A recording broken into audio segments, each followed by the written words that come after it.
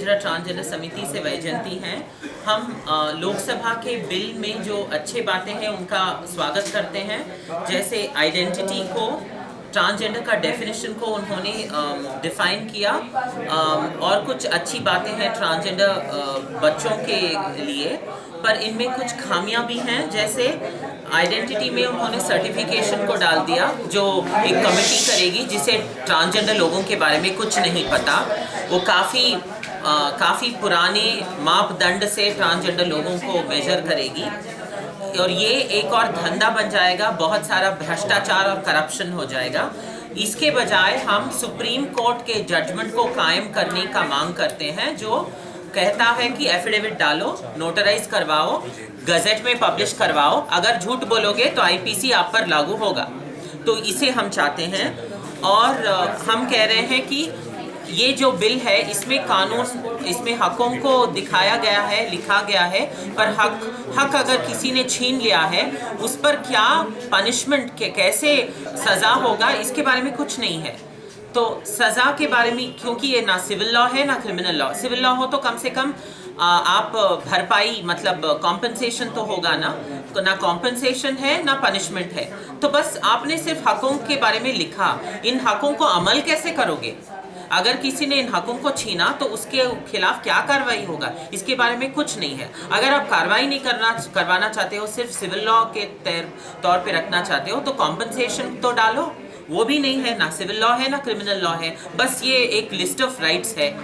उसके बाद वायलेंस को, उत्पीड़न होता है, उसके बारे में यहाँ लिखा गया है कि जिसने वायलेंस किया, जिसने हिंसा किया, उसका मंशा क्या था, उसके मंशे से मेरा क्या लेना देना है।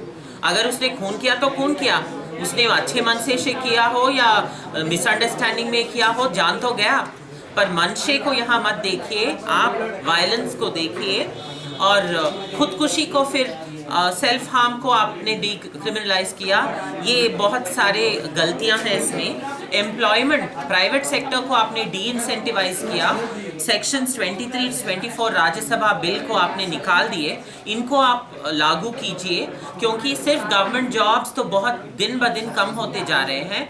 प्राइवेट सेक्टर में हमें रिजर्वेशन नहीं चाहिए, आप इंसेंटिव्स दीजिए। अगर कोई हमें ट्रांसजेंडर लोगों को कम से कम 2% ओवरऑल वर्कफोर्स में ले, तो उनको कुछ इंसेंटिव्स दीजिए ताकि उनकी मर्जी पर हो। अगर वो ट्रांसजेंडर लोगों को लेना चाहते हैं तो ले, नहीं तो उनको वो इंसेंटिव्स नहीं मिलेंगे, जिसे जो ट्रांसजेंडर लोगों को ले सकते हैं उन्हें वो इंसेंटिव्स मिलेंगे।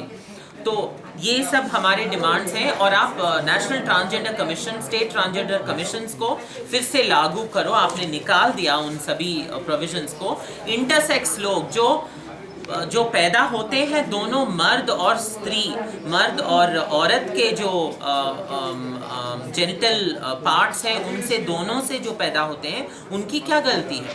उनको तो आपने बिल्कुल ही निकाल दिया इससे। तो उनको भी शामिल करो। हक तो सभी के लिए है ना, कुछ लोगों के लिए नहीं है। तो आपने कुछ अच्छा काम किया, ये भी नहीं है कि आपने सब बुरा किया, कुछ अच्छा काम किया, लेकिन ये बस नहीं है।